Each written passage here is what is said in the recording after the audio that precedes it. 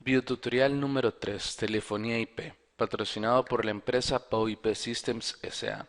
Para mayor información de nuestra empresa nos pueden visitar en nuestra página web www.voipsystemscr.com. Ahí hallarán un poco de los servicios que nosotros ofrecemos, entre los cuales está la venta e instalación de centrales telefónicas basadas en Asterix, la parte de soporte técnico sobre lo mismo. Hacemos diseño web, trabajo sobre redes y cableado estructurado. Una parte también que ofrecemos es sistemas de llamadas internacionales, planes de llamadas por minutos, planes de llamadas ilimitadas, por ejemplo. Si quieren saber un poquito más en esa área, pueden visitar nuestro sitio www.llamadasinternacionales.co.cr o pueden visitar nuestro Facebook buscando la empresa VoIP Systems.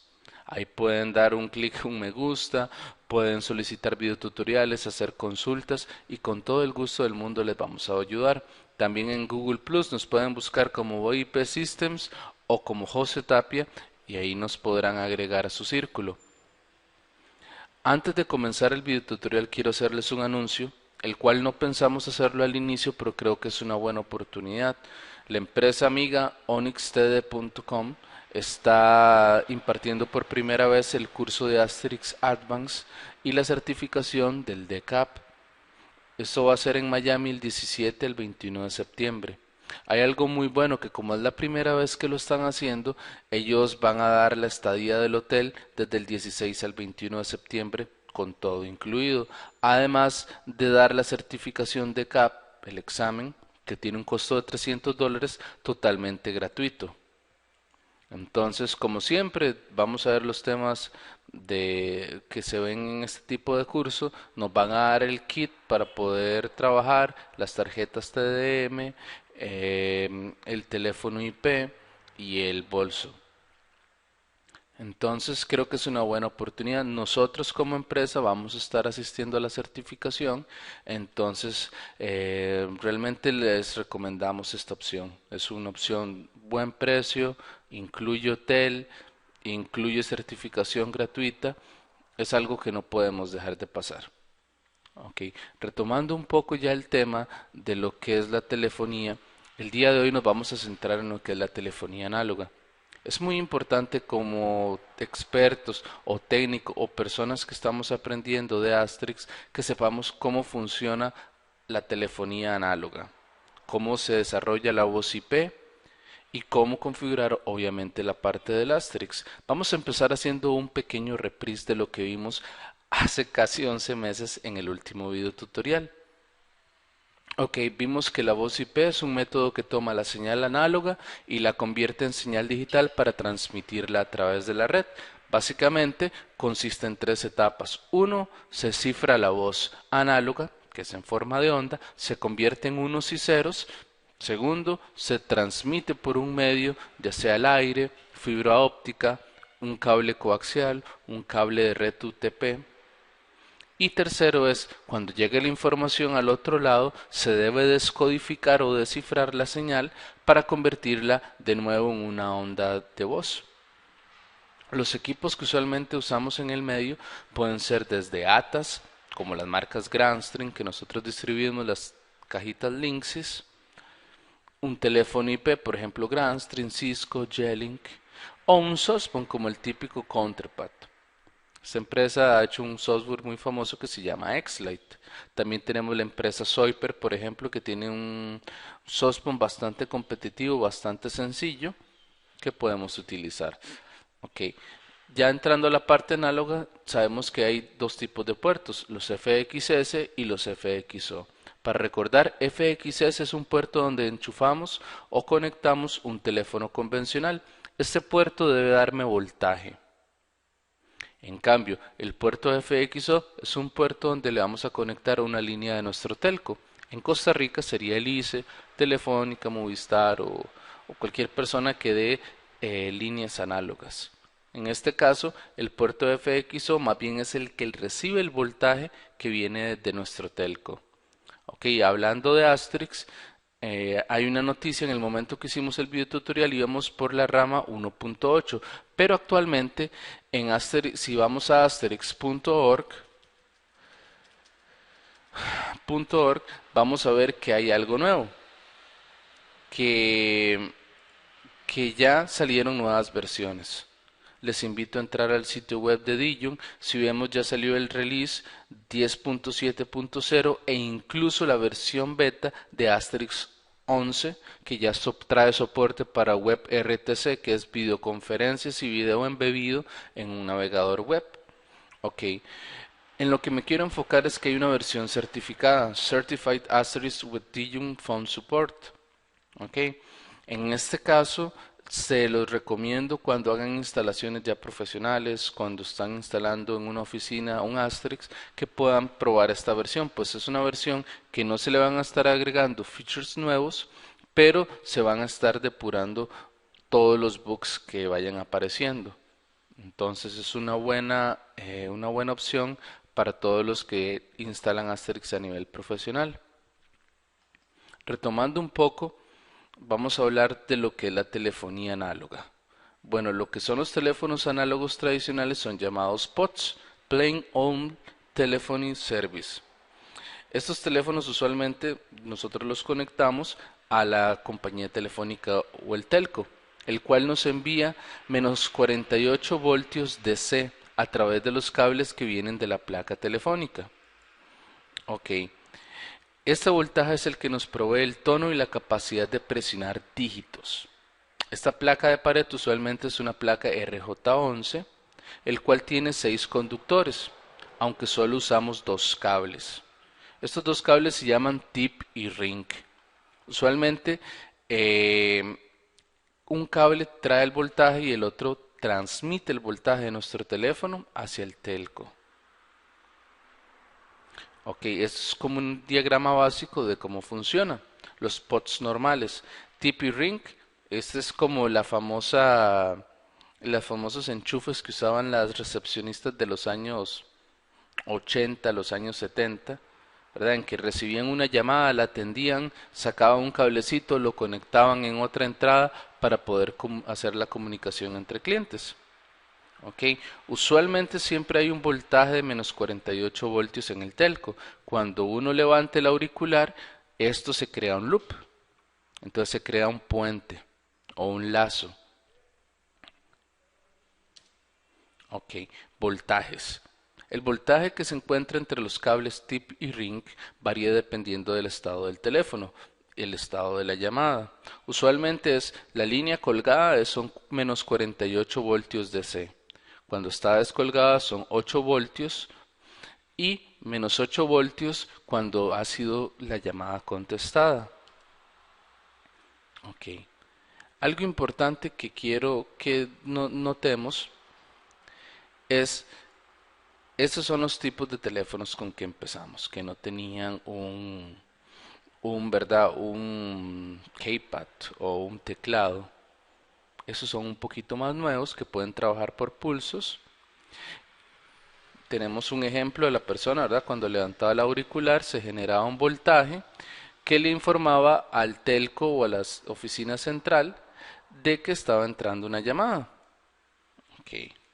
Los componentes usualmente de una red telefónica son el teléfono de casa de oficina, un local loop o un lazo local que se conecta por medio de 2 cables, el tip y el ring, hacia nuestra central telefónica o oficinas de teléfono.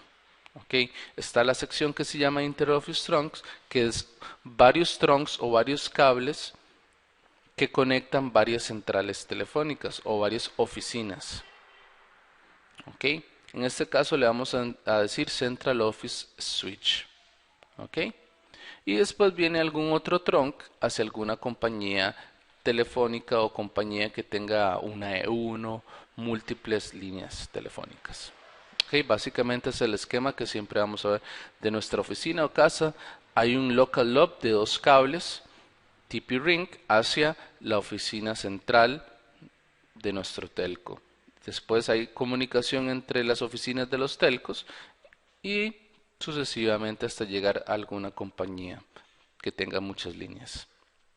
Ok, aquí vemos una explicación. Local Loop conecta la oficina de nuestro telco con nuestro hogar. Phone Switch, una de las PBX de nuestro telco. Y el trunk es la interconexión entre los phone switch y transporta múltiples líneas o conversaciones a la vez. PSTN, Public Switch Telephone Network. El primer teléfono se dice que fue inventado por el señor Alexander Graham Bell en 1876, el cual no tenía un teclado táctil para marcar un número. Por ejemplo, este tipo de teléfono que estamos viendo en pantalla. Estos fueron los primeros teléfonos que se crearon. Entonces la gente simplemente levantaba el teléfono, se generaba un local loop hacia la oficina central, como lo podemos ver aquí. Una de las chicas de recepción o los chicos de recepción atendía la llamada y decía, caballero, ¿con quién desea comunicarse? Le decía, quiero comunicarme con fulanito. La persona le decía, espere un momento. Usaba estas entradas, los conectores TP-Ring, se comunicaba con la otra persona y le avisaba que tenía una llamada telefónica. Debe haber sido de locos pasar todo el día pasándole llamadas. Por ahí el año 1889, el señor Almond Brown Stronger era un enterrador y cuenta la leyenda que él estaba perdiendo clientes. Él decía, bueno, nadie me llama. Y lo que pasaba era que el telco de esos tiempos se llamaba Teléfonos Bell y uno de los operadores era cuñado de una empresa de un señor que se dedicaba a lo mismo, que era un enterrador, un undertaker. Entonces, ¿qué pasa? Cuando la gente llamaba y le decía, estoy buscando un enterrador, ¿qué iba a decir él? Claro, y les pasaba a su cuñado. Entonces, entre la frustración y la necesidad de recuperar su clientela, él inventó el primer switch telefónico, usando una serie de relays mecánicos, los cuales pueden interpretar los dígitos presionados por el llamante y formar un camino hacia el otro lado donde quieren comunicarse. En el día actual, los switches telefónicos son digitales. Hay un, hay un documental que sacó creo Nat Geo hace un tiempo, hace varios años, que habla del Capitán Crunch, que decían que en esos años, bueno, en los años 70 y algo, 80 y algo, habían unos pitos que venían en las cajas de cereales de Capitán Crunch. Entonces esos pitidos generaban o movían los relays. Entonces llegaban a la caseta telefónica, presionaban de cierta forma el pito y él generaba el ruido que simulaba que se estaba marcando un teléfono. Entonces ellos hacían llamadas gratuitas a todo el mundo. Sería muy bueno que lo puedan encontrar en YouTube. PBX, Private Branch Exchange, o nuestra PBX privada. Ok, antes de hablar de PBX, vamos a hablar qué conforma una PBX. Tenemos todo lo que es la señalización. Entre los tipos de señalización que vamos a hablar son la señalización supervisora, el address signaling y también lo que es la parte de información. Ok, podemos empezar, dice señalización supervisora. La señalización supervisora le indica el switch telefónico cuando un teléfono se encuentra colgado o descolgado y cuando el teléfono recibe una llamada. Usualmente dentro del supervisory signaling encontramos lo que es la señalización loopstar, groundstar y el ringing. Ok, vamos a hablar un poco de loopstar y groundstar. La diferencia entre loopstar y groundstar radica en la manera en que el teléfono requiere tono de marcado desde la central telefónica o la oficina central. Ok, usualmente cuando es loopstar, constantemente la central telefónica le va a enviar al teléfono un voltaje en uno de los cables, pero a veces pasaba que en el mismo momento la persona que va a recibir la llamada levante el auricular para realizar una llamada, entonces se hace un glare o queda en el limbo la llamada, entonces no escuchas nada, entonces hay que descolgar y volver a intentar realizar la llamada. Groundstorm lo que trata es hacer un tono de marcado aterrizado. ¿Qué significa? Que el cable tip lo pone a tierra y así evita que haya voltaje en ambos lados. Entonces él sabe que si lo pone así, solo él va a poder enviar el voltaje y viceversa. En Asterix nosotros vemos que tenemos la opción en el ChanDaddy config de fxs-ls, que es fxs loopstar, y fxs-gs, que es groundstar. Para mayor información de esta sección, ustedes pueden visitar este link de Cisco que vamos a dejar en YouTube, donde hablan un poco de la parte de señalización y el control de la voz sobre la red. Entonces aquí van a ver un poco todas las explicaciones un poco más profundo de lo que estamos hablando. Realmente es una lectura muy recomendada. Ok, retomando el tema, vemos lo que es el ringing. El voltaje de ringing es enviado desde el switch telefónico para avisarle al teléfono que está recibiendo una llamada. Hay distintos patrones de ringing. Puede ser, por ejemplo, Estados Unidos, que usa 2 segundos de ringing y 4 segundos de silencio. En cambio, en el Reino Unido usamos 0.4 segundos de ringing y 2 segundos de silencio. Entonces, dependiendo del lugar donde estemos, se va a comportar de una manera diferente. Ok, retomando, la parte de supervisory signaling o señalización supervisora es cuando le indica al switch cuando un teléfono está colgado o descolgado o está entrando una llamada. Dentro de la parte de colgado y descolgado tenemos el loopstar y el groundstar, que lo que hace es que crean un lazo o un loop entre la central office y el llamante.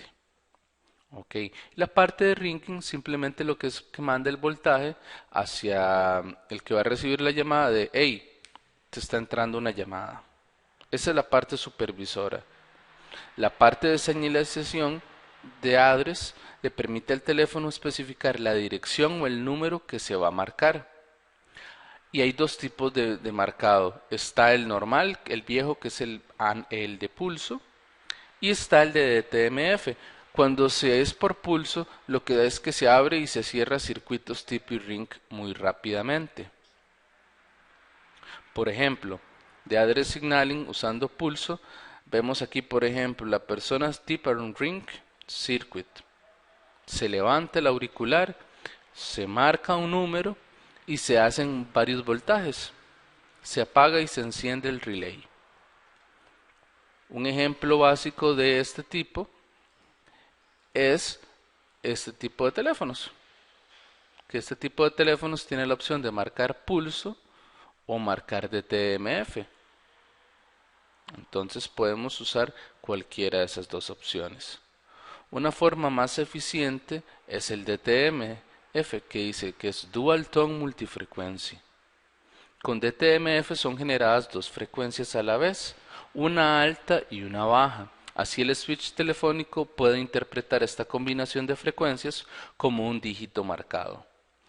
Esto se hizo usualmente para evitar ruidos de background o de fondo. Por ejemplo, un niño jugando con un juguete, entonces se filtra el audio y el sistema tal vez no va a poder detectar qué números están marcando.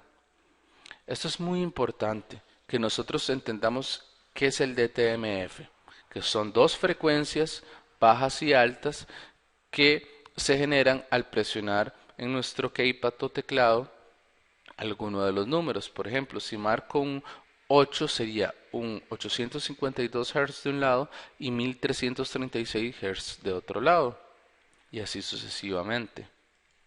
Ok, entonces hemos visto lo que es Supervisory Signaling, que es la forma en que yo sé cuando descuelgo o cuelgo o me entra una llamada. La parte de Address Signaling, que me dice o le dice al switch telefónico, hey, quiero comunicarme con tal número telefónico. Dentro de él tenemos la señalización por pulso y por DTMF. Pulso simplemente son un montón de voltajes que se generan rápidamente en el TP y en el ring, mientras que el DTMF son dos frecuencias en Hz, una alta y una baja, que se generan cuando estoy marcando cada dígito. Y la última parte es Information Signaling, La información de señalización utiliza combinaciones también de frecuencia para indicar en este caso el estatus de la llamada, para saber cuándo una llamada está ocupada, para saber cuándo hay una señal de tono o reorder tone, por ejemplo. Una señal de ocupado va a ser una combinación de un tono de 480 Hz con un tono de 620 Hz, con tiempos de on-off de 0.5 segundos sobre 0.5 segundos. En la siguiente gráfica vamos a poder ver un tono de, de progreso de llamada. Por ejemplo, si estoy haciendo un marcado, va a ser una frecuencia de 350 y 440, pero va a ser continuo. Si fuera el caso de una señal ocupada, vamos a ver una frecuencia de 480 más 620. Entonces, pero va a haber un time of time de 0.5 segundos. Cuando se está generando esto, si alguien intenta llamar a esa persona, va a escuchar un tono de ocupado. Ok, básicamente esto es toda la sección de telefonía análoga que queríamos cubrir. Es un tema que se puede extender hasta 1 hora, 2 horas, si así lo quisiéramos, pero pueden encontrar un poco más información en esta página web de Cisco, la cual les mostramos aquí y les vamos a dejar como link en la sección de YouTube y en Facebook. Para mayor información nos pueden escribir a info@voipsystemcr.com o llamarnos a nuestros números dentro de Estados Unidos o Costa Rica. En el próximo tema vamos a ver todo lo que es la parte de voz IP, cómo se forma la voz IP, qué es el teorema de Dijkstra, cómo hizo Dijkstra para saber cuántos bits necesita por cada segundo de voz. Vamos a ver lo que es el oversampling, el muestreo, todo lo que es la cuantización de la voz. Entonces, espero que el tema les haya gustado mucho, que hayamos sido lo más claros. Dudas, consultas, nos pueden visitar en Facebook, ponernos solicitudes de temas de que quieren que hablemos. Esperemos que ya para la próxima semana podamos tener un nuevo video tutorial. Muchísimas gracias por su tiempo.